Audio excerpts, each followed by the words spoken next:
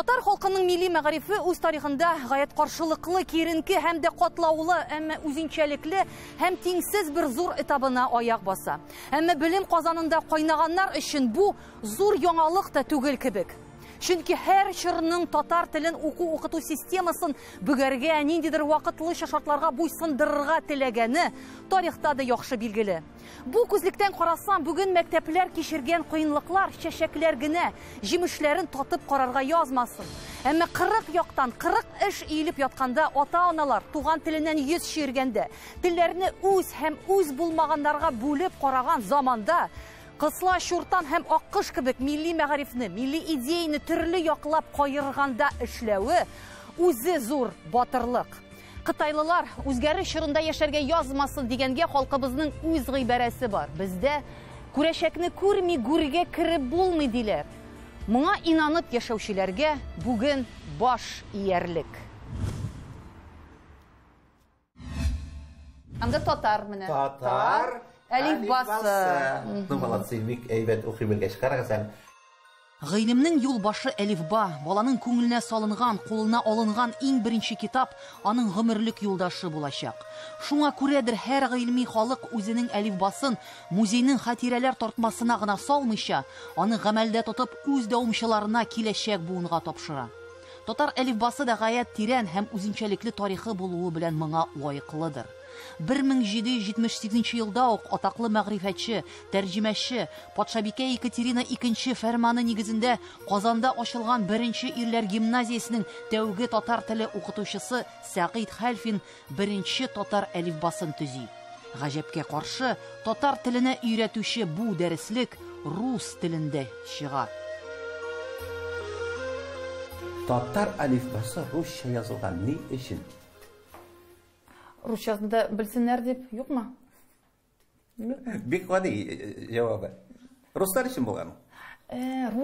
Руслар өчен булган. Руслар 1778 ел белән датируется. Руслар татар телен өйрәнгәннәр. Чөнки государственная служба, дәүләт хезмәтендә эшләү өчен татар телен белү кирәк булган. Ул таможняда эшләсә, ул ниндидер посольстволарда, аннан соң көнчыгыш илләре белән бәйләнешләрдә эшләсә, ул аңа татар телен белү мәҗбүри булган. 18 гасырдан кулларына әлифба тотып укучы татарлар Россия империясендә иң укымышлы халыклар рәтендә исәпләнгән. Әхмәт Хади Максуди, Галимҗан Баруди, Шакирҗан Тахиров 20 гасыр башында үз заманы өчен алгарышлы әлифбалар язып чыгара. Ул вакытта балалар өчен бастырылган яисә кулдан язылган дәреслекләрнең кыйммәтен, аның бизәлешенә, кәгазьнең сыйфатына карап түгел, аның эчтәлегенә, аның төп максатына һәм бурычына карап бәяләгәннәр. Чөнки халык аңында уку ул уен түгел, ул зур хезмәт. Татар теле, рус теле яисә математика кебек үк үз укыту алымнарына, үз принципларына ия булган шундый ук җитди фән өлкәсе. Аңа кәеф сафа корып кына төшенеп булмый икәненә, гасырлар дәврендә җыйган, туплаган бай мирасын, гарәп язмачылыгыннан мәхрүм ителгән, чит ят әлифбаларның берсеннән икенчесенә ирексездән бер дистә ел эчендә күндерелеп, бу фаҗигане үз башыннан кичергән халык һичшиксез аңлагандыр. Бу бит татар халкының бер зур трагедиясе була бит. Карагыз, әйме, бер әлифбадан икенче әлифбага, бер язмадан икенче язмага күчү. Искиткеч, менә уйлап карагыз әле. Указ чыккан көнне татар халкы 100%, 100 түгел 99% безграмотный гаиләләр. 1% инде аның ученыйлар ниләр беләләр инде, шулай бит. Ә калган халык бит белми, аны латинны белми. Безграмотный. Инде 10 ел латинны өйрәнеп биттек кирә дигәндә, шалт кириллицага күчереп куялар. Шул икенче төннең икенче ягында тагын безграмотный татар халкы. Бу бик зур трагедия. Ләкин моңа да карамастан татар халкы барыбер үз әлифбасын төзеп, үз балаларын укытып, яңа графикларны үзләштереп барган бит инде, әйме. Көндез белән балалар укыган мәктәптә, ә кич белән шул ук парта арасына, балаларның парта арасына әти-әни килеп утырган. Яңа алифны өйрәнергә, яңа алифба өйрәнергә, яңа язу өйрәнергә. Әмма сүз, тел, дин дигән вакытта кара төндә дә кояш чыгарырга сәләтле халыкның бирешергә исәбе булмый. Чөнки аның әле олы дөньяга данын чыгарлык шәхесләре туачак. Мөхиддин Хафиз улы Корбангалиев тарихка 3 графикада татар әлифбасын эшләгән гаҗәеп тел белгече буларак кереп кала. Ирле хатынлы Сәләвә Гыйзов белән Рәмзия Вәлитова дөньяда туган телләрне өйрәтүдә иң камил әсбапларның берсен төзегән бөек калимнәребез. Аларның әлифбалары халыкка ярты гасыр хезмәт итә. Бу китапны 1 миллион татар баласы укыган булуы мәгълүм. Әлифбаның тиражы кимү шактый борчу тудырыла. Сәбәбе нәрсә дип уйлыйсыз? Моның сәбәбе безнеңчә туган телебезне өйрәнүгә, туган әдәбиятны өйрәнүгә укытучылар тарафыннан да, шулай ук ата-аналар тарафында, киң җәмәгатьчелек тарафыннан да игътибарның килмәгәннән килеп чыга булырга кирәк. Әлифба чыгару белән бергә, ул әлифба белән эш итә белергә дә кирәк. Һәм моның өчен укытучылар яхшы хәзерлекле булырга тиешләр. Һәм укыткан вакытта үзләре татар теленә булган мәхәббәтләрен балаларга да уята алырлык иттереп укыта да белергә тиешләр. Нишен элек менә безнең ата-бабалар бернинди дә каршылыкларга карамыйча барбер үз телен онытмаганнар, үз әлифбаларын икенче язмада булса да, икенче графикада булса да үзләштергәннәр. Ә бүгенге ата-аналар үз балаларына туган телен бирмиләр. Бу нәрсә белән бәйле? Бу да бит үзенә күрә бер трагедия түгелме соң? Бу тагында кичерәк трагедия. Бу тагында кичерәк. Инде үзеңнең менә ул туган телдә укырга тиеш бала. Чөнки әти-әниләр әнә шуны менә аңлап та җиткермиләр нәрсә белән. Туган телдә укыса бала, ул успешныйрак, уңышлырак барып чыгачак аннан. Мәсәлән, куян сүзендә безнең беренче аваз нинди аваз? Мәсәлән, q авазы беренче шакмакны менә монда тосманы буй. Күбәләк сүзендә ничә q авазы бар? Монда инде уйларга мөмкинчелек бирә. Алар кабатлап карыйлар яңадан. Шушы рәсемнәрне хәзер инде мәсәлән калын әйтелешле сүзләрнең предметларның астында түгәрәкне буйсы мәсәлән зәңгәр төскә калын әйтелешне тагы әйтергә туры килә балага куян дип. Әйдә нишкә әйтелешле предмет рәсем астында түгәрәкне яшелгә буярга кирәк. Бу тагы уйларга мөмкинчелек бирә һәм сүзне яңадан кабатлый әле ул. Бу бит инде бала өчен файдага гына. Кызыклы матур рәсемнәр, ребуслар, табышмаклар, татар теле буенча бу белемнәр төрле тамгалар, билгеләр рәвешендә иңә. Бу һәр татар баласын килешле, төз-төзек һәм шәм шикелле туры торган хәрефләр, матур ягымлы сүзләр язарга, үз туган телендә авазларны дөрес итеп ишетергә һәм дә әйтергә өйрәтер өчен әзер уку әсбабы. Кызыксынуларын кимметмәс өчен алар бит инде билем алабыз дип, яңа билемнәр туплыйбыз дип киләләр. Шуңа күрә кызыксынуларын кимметмәү максатыннан иде мин. Күбрәк кызыксыну киммәдемме, эш бара дигән сүз инде ул. Димәк, никадәр күбрәк безнең төрле алымнар була, методлар, никадәр күбрәк безнең эш дәфтәрләре була, рәсемнәр, уеннар, шул кадәр инде бала күбрәк кызыксына. Кызыксына. Беренче сыйныфлар бигрәк бит инде аларга рәсем кирәк, аларның башында уй булырга тиеш, кулында эш булырга тиеш, һәм гамәле төрләнеп торырга тиеш. Бер төрле эш белән генә түгел. Бу 37 ел буе мәктәптә балаларга татар телен укыткан Мәүҗидә ханым Камалиеваның ак биткә ингән тормыш тәҗрибәсе. Аның бу эш дәфтәре республикада үткәрелгән 50 инновацион идея бәйгесенең җиңүчесе. Әмма лауреат исемен алып та, укытучылар мактауына лаек булып та, автор бу дәфтәренең язмышын хәл итәрлек, республика мәктәпләренә юлларлык тиешле чараларын таба алмады. Бакча җимеше булсайы, акча җимеше шул. Бай тарихлы, әмма бүгенге көндә 150 хуҗалыкка калган Таш Кичү авылында яшәүче, гомер буена мәктәп бусагасын таптаган галимәгә замананың йонлаш кулы каян килсен. Бу инде менә әлифба белән бергә килә торган эш дәфтәре, әйме? Бүгенге көндә бармы менә безнең кулланылышта гамәлдә булган әлифбаның менә шундый эш дәфтәре? Бүгенге көндә безнең әлифбаларга менә шушыннан башка эш дәфтәре юк әлегә. Язу дәфтәре бар, ләкин эш дәфтәрләре юк. Тәҗрибәле укытучылар тәүге тапкыр кулына каләм алган балага язу дәфтәренең тегенде мондый гына бармый икәнен бик яхшы белә. Шундый кирәкле белем үрнәкләрен вакытында туплау һәм гамәлгә кертү телсез заманга каршы торырдай киртә булыр иде мөгаен. Чөнки башлангыч класслар, балалар бакчалары өчен татар белгечләрен әзерләүче хәтта Арча педагогик көллиятендә дә татар теле дөньясына үз буразнасын ярып керергә сәләтлеләр бүген сирәк очрый. Яңартылган федераль уку стандартлары бу һөнәри белем бирүче уку йортына татар теле һәм татар әдәбиятына төп төгәл 2 сәгать вакыт калдырган. Бу кысан вакыт аралыгында татар телендә эшли алырлык, балаларны телгә китерерлек укытучылар имеш әзерләнергә мөмкин. Аннан балалар бит алар әдәби әсәрләрне укымыйлар. Менә инде безнең студентларда да шул хәл күзәтелә бит. Мәктәптән килгәннәр бит алар әдәби әсәрләрне укырга бирәбез. Инде хәзер инде әгәр дә инде интернеттан да табып укый алалар бит. Инде хәзер мөмкинлекләре бар. Инде юлда барганда инде тыңларга да мөмкинлекләре бар аларның. Ләкин сәгатьләр саны бик әз бит татар теленә. Сәгать булмагач, монда да әллә нәрсә эшли алмыйсың. Класстан тыш чараларында бик күп үткәреп булмый бит инде аларны. Көне-төне. Алайса иң беренче чиратта инде менә бу мөхитне тудырырга, фәннәрне укытырга һәм сәгатьләр санын кайтарырга кирәк. Сәгатьләр санын кайтарырга кирәк, ие. Без мәсәлән 2 сәгать әдәбият дәрсе генә укытабыз. Әле без берничә еллар элек 5 сәгать идек, укыта идек. Бер кайда да өйрәтмәгәч, аны баланчы өйрәнсен соң. Ата-ана русча сөйләшә, әйләнә тирәсенә, тирә мөхиттә русча сөйләшәләр. Дәресләр юк. Каян өйрәнергә аны?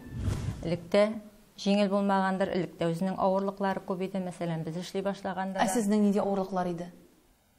Безнең заманда моның кадәр мөмкинлекләр юк иде, без эшли башлаганда. Бөтен нәрсә кулдан языла иде. Компьютерны ачып, җиңел генә ачып карарга мөмкинлек юк иде. Шулай бит. Укырга, китаплардан укырга, эзләнергә кирәк иде. Ләкин моңа карамастан сезнең балаларыгыз татарча яхшы белә иде. Әйе. Бала яхшы укыса, ата-анадан, начар укыса укытучыдан. Яңа заман мәктәп системасына яңа таләпләр куя. Һәр дәрес ул сәхнә, баш рольдә укытучы, баскан җиреннән ут чыгара.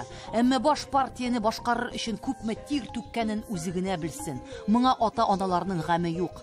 Заман балалары бүген тамашачы да, тәнкыйтьче дә, аларның күңелләрен күрү өчен укытучы дәрес вакытында 40-ка төрләнә. Авыз инде пешкән. Шуңа уку-укыту алымнарының кайсысы гына юк. Бу байлыктан баш китәрлек.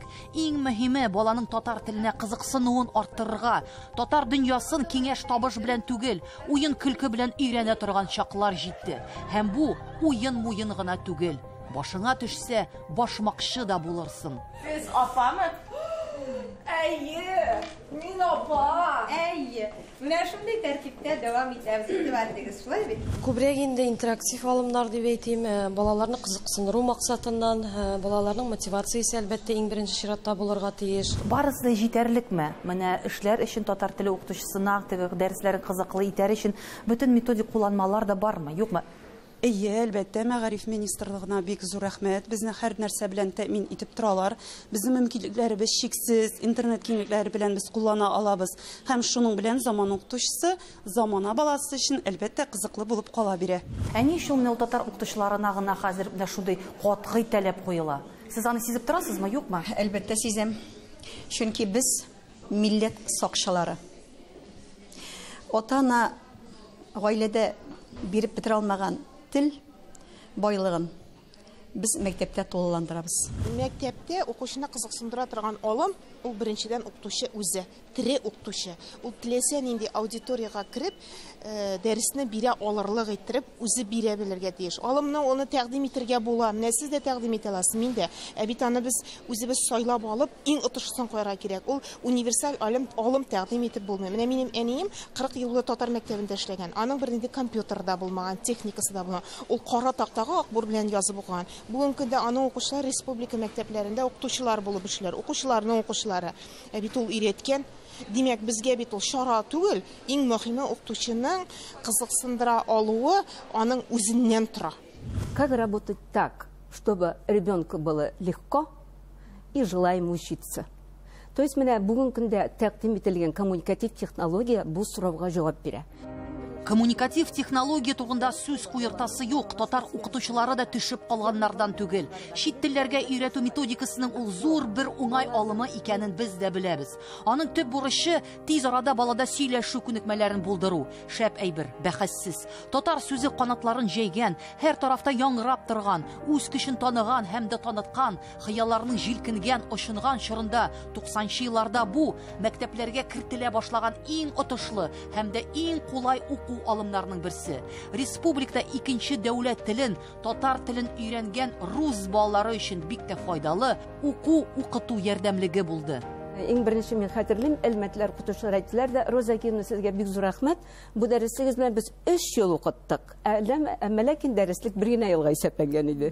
Без алабыз темалар, ул балаларга якын темалар, әти, әниләр белән мәктәп темасы, уеннар темасы, әйтик, урман дусларыбыз темасы, кыш җитә темасы. Бу рус балалары өчен. Рус балалар өчен мин инде күрәм. Бала нәрсә үзләштерә ала? Балага кайчан рәхәт класста, кайчан мәктәптә аңа рәхәт.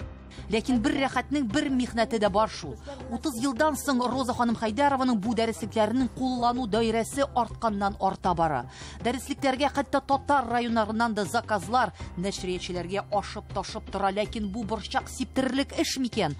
Татар телен белүчеләр, татар телен өйрәнүчеләр арта дигән сүз түгел. Татар телен дәүләт теле буларак өйрәнүче, туган телләрен белмәгән татар балаларының саны күбәя дигән сүз. Аларны да бу дәреслекләр аша үз халкы кочагына янә кайтарырга мөмкин дип өметләнүчеләр дә булыр. Ул хәзер менә татар мәктәпләре, инде менә татар класслары ул дәреслекләрне ала. Сез моның турында уйладыгызмы ул вакытта? Менә шулай итеп безнең татар балалары да шундый ук дәрәҗәгә төшәчәк дип. Ул иптәшләр, бу бик киң кырлы политик һәм социаль мәсьәлә. Бүген көндә рус телле балаларны гайрәте чикмәслек иттереп, яраттырып, элементар аралашу сфераларында сөйләштерергә өйрәтеп була. Һәм сөйләшкән мәктәпләр бар. Татар балалары өчен алар руслашкан балалар, аларга искиткеч авыр, аларга күп дәреслекнең күп өчен шулай ук филологик формада түгел, ә менә аралашу юнәлешеннән чыгып корырга кирәк. Аралашу юнәлешеннән, сөйләштерү юнәлешеннән. Әмма иң аянышы бу балалар рус балалары кебек үк дәрестә сөйләшергә генә өйрәнә. Аның бай әдәбиятыннан мәхрүм кала. Әдәбият татар телен дәүләт теле буларак өйрәтү уку программасыннан гомумән төшереп калдырылган. Ул нибары 1 сәгать кысаларында татар телен туган тел буларак укыту планнарында саклана бирә. 1 сәгать эчендә без инде күбрәк авторларны тирәнтен өйрәнәбез, әсәрләргә безнең вакытыбыз калмый. Биографияны карап чыгасыз. Биографияны карап чыгабыз. Әсәрләрне инде ия бирәбез укырга. Күп очракта алар укып килеп, без аны дәресләрдә анализлыгын алабыз инде. Карагыз әле, бу нәрсәгә китерергә мөмкин? Менә шулай итеп 1 сәгать кенә калу, берничә елдан соң нәрсәгә китерергә мөмкин? Бөтенләй безнең әдәбиятны белмәүче бер буын үсәчәк бит инде, әйме? Мин шулай дип уйлыйм, классик безнең язучыларыбызны балаларыбыз онытып бетерер дип уйлыйбыз. Соңгы 5 елда шактый җитди үзгәрешләр Россиянең туган телләргә караган өлешендәге мәгариф өлкәсен астын өскә китерде. Иң мөһиме, 317 федераль закон нигезендә туган телдә белем алу һәм Россия халыкларының туган телләрен өйрәнү белем бирү программасының мәҗбүри өлешендә сакланды. Милләтләр артык кашык түгел. Әмма яңартылган федераль дәүләт стандартларының үрнәк уку планнарының аерым өлешләрендә туган тел һәм әдәбият фәннәренең булмавы дәресләр саны кыскаруы шактый борчуга салды. Республика җитәкчелегенең Россия мәгариф министрлыгы белән эшлекле очрашулар нәтиҗәсендә яңартылган стандартларга уку планнарында дәресләр санын арттыру турында үзгәрешләр кертелде. Татар теле һәм әдәбияты республикада 3 сәгатьтән дә ким укытылмаска тиеш. Алды-арты хәерле генә булсын. Сезнең укытучыларның, бигрәк тә мәгариф җитәкчеләренең, мәктәп җитәкчеләренең, аларның укыту эше буенчагы урынбасарларының ни дәрәҗәдә татар җанлы булуы искиткеч роль уйный мәктәптәге татар теленең һәм татар телендә белем бирүнең, татар телен укытуның эчтәлегенә искиткеч зур йогынты ясый. Безгә урыннарда татар жанлы район хакимият җитәкчеләре дә бик кирәк. Татар жанлы мәгариф идарәләре бүлекләре җитәкчеләре, аларның татар жанлы мәктәпләргә җитәкчеләр куюы кирәк. Менә шулай булганда гына без бердәм бер зур гаилә булсак, телебезне һәм республикабызда милләтебезне саклап кала алачакбыз. Мин инде бер никадәр төшенкелек фикерләр белән чыгыш ясыйм сезнең алда. Әмма ләкин безнең язмышыбыз гомерлек көрәш. Татар язмышы. Ул гомерлек көрәш, ул һәрчак көрәшкән. Әмма ләкин ул халык дәүләтле халык. Ул халыкның теле әдәби, дөньядагы иң матур 14 телнең берсе татар теле икән, димәк, безнең телебез белән горурланырга хакыбыз бар. Һәр халыкның үзенә генә хас сүзләре, әхлакый нормалары була. Һәр халыкның үзенә генә хас педагогикасы, психологиясе, үзенә генә хас тиңдәшсез, үзенчәлекле үрнәге тәэсир итү көче бар. Бу әхлакый нормаларын һәр халык үзенең туган телендә генә балаларына тулайым җиткерергә мөмкин. Бу елларның кырыс шартлары туган телләрне үги иткән заманнар бик күпләрне чигенергә мәҗбүр итте. Туган теленә ихластан хезмәт итүчеләр саны да кимегәндер, шик юк. Бу төймәдән дөя ясау түгел, бу үтә бер ачыклык. Әмма күпме авырлыкларны җиңеп чыккан сыкранмас татар халкы өчен бу яңа имтихан үз дәрәҗәсен, үз бәясен бәяләү вакыты. Чөнки сүз, тел, дин дигән вакытта кара төндә дә кояш чыгарырга сәләтле халыкның бирешергә исәбе юк. Билгеле, безгә таләпләр зуррак, чөнки математика, рус теле алар бит инде бердәм дәүләт имтиханнары бирәләр, әйме? Алар аны кызыкмы, кызык түгелме? Барыбер мәҗбүри укыйлар. Алар аны укыйлар, әйе, чөнки инде югары уку йортларына кергән вакытта да ул инде мәҗбүри таләп булып бара. Ә без инде үзебезнең дәресебезгә бала теләп йөрсен өчен, кызыксынсын өчен, укысын өчен безгә инде тагында күбрәк тырышырга туры килә. Монда инде дәүләт ихтыяҗ турыга тиештер дип саныйм мин. Бала фәнне теләп өйрәнсен өчен ул ихтыяҗ булырга тиеш. Сездән дә тормый бу, мәктәптән дә тормый, сәгатьләр саннан да тормый. Бу, димәк, ихтыяҗдан тора. Ул алга таба инде шушы туган телендә белем алса, якында бердәм дәүләт имтиханнары яп югары уку йортларына керә алса, менә бу чиракта инде һәр җиргә баргач үз телендә аралаша алса, ихтыяҗ туды дигән сүз булыр иде. Балага менә шуны төшендерергә кирәк.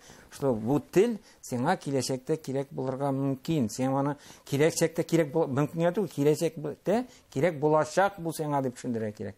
Күп белгән телне күп белгәннән бернинди дә зыян юк. Һәрбер әйбернең, һәрбер белемнең нигезендә тел ята бит инде. Һәм бу менә бу төшендерерлек, менә бу чаралар кайда булырга тиеш? Мәктәптә генә булырга тиешме? Әллә дәүләт күләмендә? Дәүләт күләмендә, обязательно дәүләт күләмендә. Менә тел монда өйдә генә кирәк булырга тиеш түгел, ул кая барсаң да кирәк булырга тиеш. Әйтик, Арчада барып төштеңме кирәк булырга тиеш, Казанда булдыңмы, бүтән дәрәҗәдәге җирләргә кая килеп керсәң дә телне белсәң, әйбәт сиңа плюс булырга тиеш. Плюс булырга тиеш. Бүтән эшеңдә дә файда. Әйе, файда булырга тиеш. Менә шуны шул дәрәҗәгә җиткерсәк татар телен. Үз теге аралашу телен, нителе бәйрәм теле, фәнән телен әйтеп түгел. Көндәлек тормышта кирәкле тел дәрәҗәсенә күтәрә алсак татар телен. Менә ул вакытта аңа ихтыяҗ булачак инде. Кеше үз гомерен 1 елга кайгыртса, иген чәчсен, 10 елга кайгыртса, агач утырсын, 100 елга кайгыртса, кеше тәрбияләсен диләр. Тәрбиялибез, үстерәбез, белем бирәбез. Әмма ни дисәң дә бүген бу юнәлештәге юлыбыз чакырлы шул.